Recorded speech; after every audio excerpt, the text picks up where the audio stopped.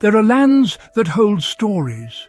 Lands where the past isn't just a memory, but a living presence, felt in the very soil beneath our feet.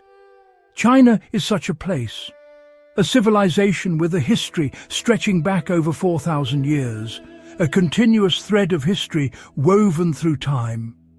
Dynasties have risen and fallen, like the tides of a great ocean. Emperors declared heaven for themselves, but through it all, the essence of this ancient world has endured, whispering its secrets to those willing to listen.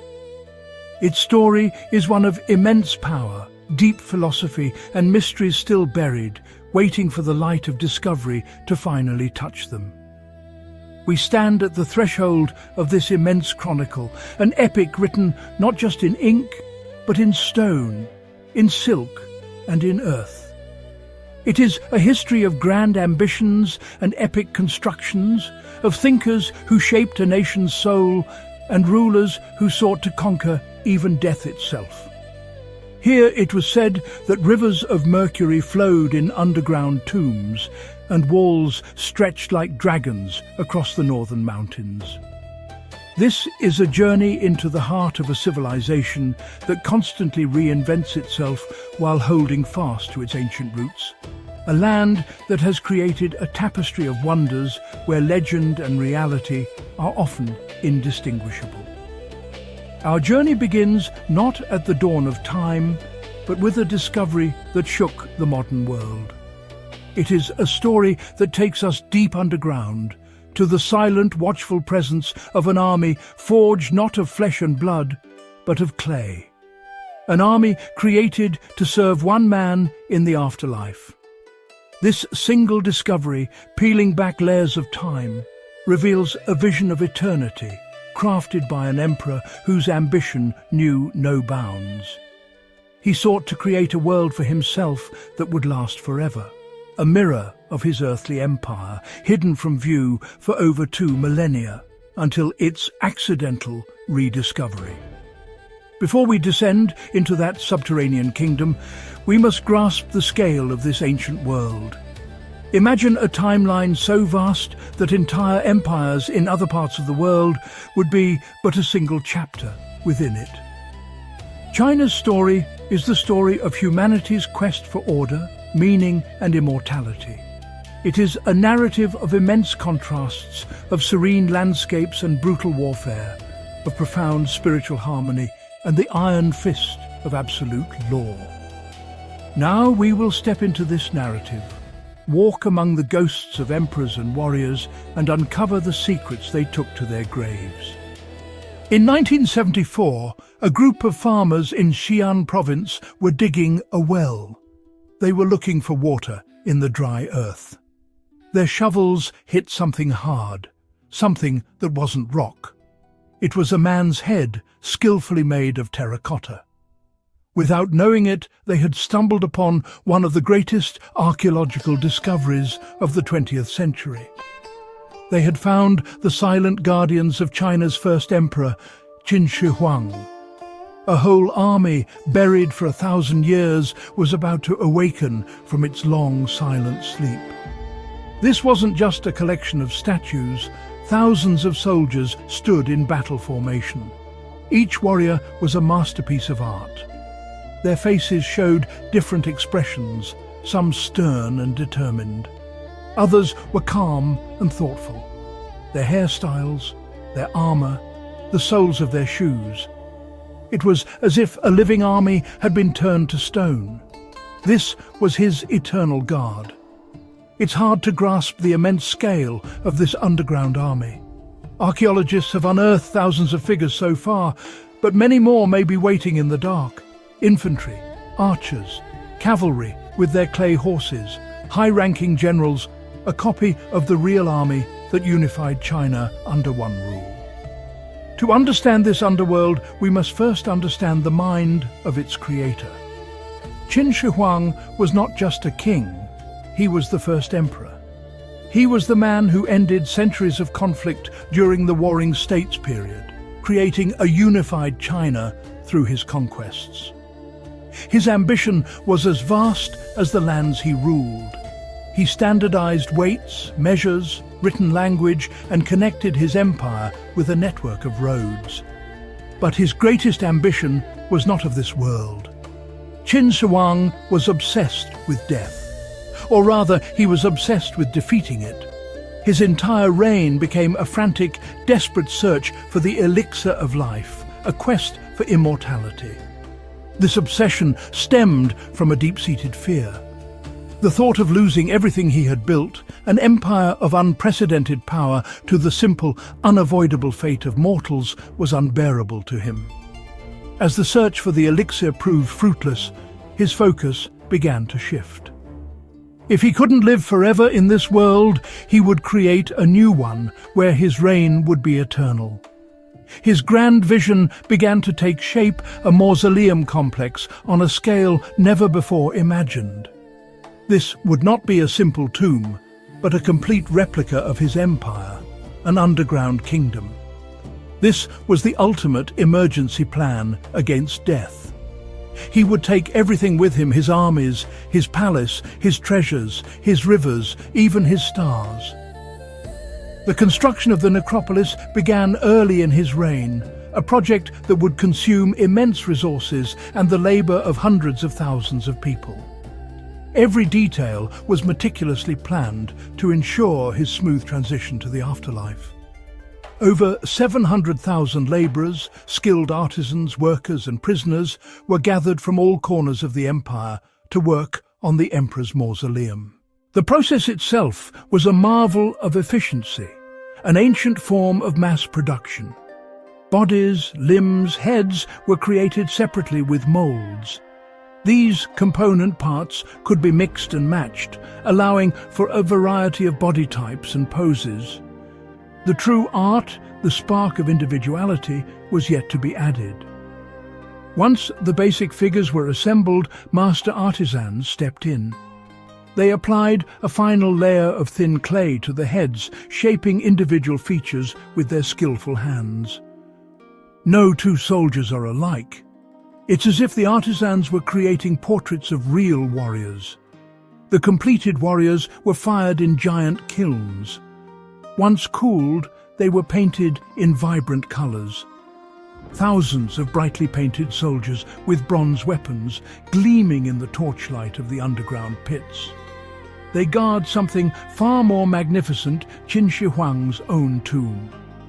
Located about 1.5 miles from the army pits, this tomb remains sealed. The primary historical record comes from Sima Qian, the great Han Dynasty historian who wrote about a century after the emperor's death. The records of the grand historian describe an underground palace of unimaginable splendor. Sima Qian mentions a ceiling resembling the heavens, rivers of mercury, and a ceiling studded with stars. Sima Qian writes that the tomb was equipped with deadly traps. Artisans were ordered to make bows and arrows ready to shoot anyone who dared to enter. Modern science has lent astonishing credibility. Soil surveys have found abnormally high concentrations of mercury. The mercury deposits correspond to the locations of the rivers. The decision not to excavate the main tomb is also a scientific one. Current archaeological technology, though advanced, may not be sufficient to preserve the artifacts within. Once air and light enter the sealed environment, silk, lacquer, and painted surfaces could perish in seconds. The creation of this eternal empire came at a tremendous human cost. 700,000 workers, toiling for nearly 40 years on the mausoleum complex, endured brutal conditions. According to historical records, countless workers died from exhaustion, accidents and mistreatment during the long years of construction. Sima Qian gives a chilling account of what happened when the tomb was finally completed. To prevent the artisans and workers who built the tomb and knew its treasures and secret entrances from ever revealing them, they were all sealed inside. Furthermore, the emperor ordered that his childless concubines should also follow him in death. They were to be buried with him to serve him in the afterlife. Therefore, the splendor of the underground palace is built upon immense suffering and sacrifice. It is a monument not only to one man's ambition, but also to the brutal nature of his power. The first emperor's quest for immortality cemented his place in history, but also left a dark and lasting legacy behind. To truly understand the forces that shaped China, we must look beyond the ambitions of a single emperor and turn our gaze towards the heavens. This divine right was called the Mandate of Heaven. Qian Ming, the emperor, wasn't just a king, he was the Son of Heaven, chosen to ensure order and harmony on earth. As long as he ruled with goodness, provided for his people's well-being, upheld justice, and performed the correct rituals, his reign was seen as aligned with heaven's will. But this mandate was not a permanent inheritance. It was a sacred trust that could be earned, and more importantly, lost. If he became corrupt, tyrannical, or simply ineffective, heaven would show its displeasure. Floods, famines, earthquakes, plagues. These weren't random events, they were cosmic warnings, signs. The mandate of heaven provided the moral justification for rebellion. Before the rise of the first emperor, China wasn't a unified country. It was chaos, massive battles, clashing spears, and waving banners. The Warring States period was a time of constant brutal warfare. The Qin rose with ruthless efficiency and military might. Qin Shi Huang conquered his last rivals in 221 BC. The victory was interpreted as proof that the mandate of heaven had passed. With the empire unified and the mandate of heaven secured, Qin Shi Huang embarked on a series of monumental construction projects to solidify his power. The most famous of these was the Great Wall of China. He ordered the linking and expansion of existing sections. Building the wall was a massive undertaking. It's said that a life was lost for every foot of the wall, earning it the grim nickname, the longest graveyard on Earth. Before, there were walls separating Chinese states. Now there was one Great Wall, defining the boundary of a single unified Chinese civilization. It was a monument to the end of internal conflict and the beginning of a collective defense. The mandate of heaven was like the engine that turned the great wheel of Chinese history. It created a predictable cyclical pattern of rising and falling dynasties. In the beginning, the new dynasty would rule with energy and justice. But as generations passed, decay would inevitably set in. Then nature itself would seem to turn against the failing dynasty. From this chaos, a single victor would eventually emerge. They would found a new dynasty, and the cycle would begin anew. From the Qin to the Han, the Tang, the Ming, and the final dynasty, the Qing, this celestial law dictated the epic recurring drama of empires rising and falling, all under the watchful eyes of heaven.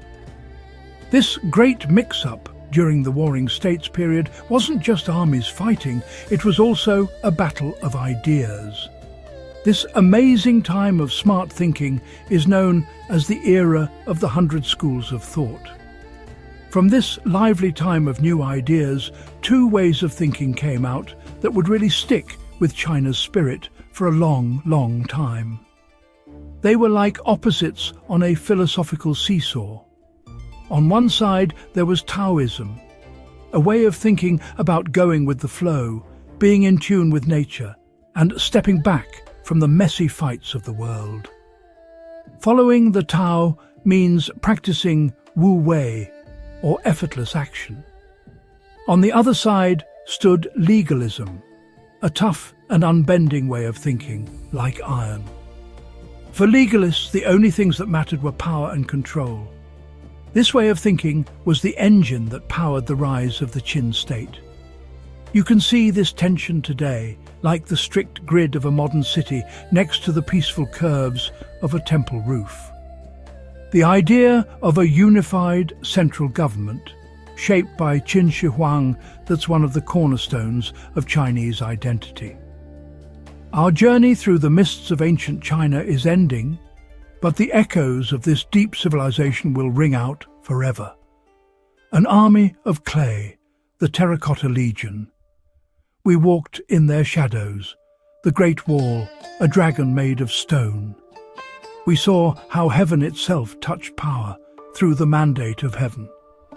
The silent emperor, in his unopened tomb, was left behind, surrounded by rivers of mercury and his endless army. So many secrets still lie under the ground, so many more stories to tell. The Terracotta warriors were just the first whisper from a vast, silent kingdom. The quiet soldiers continue their watch, guarding not just an emperor, but the lasting spirit of a civilization.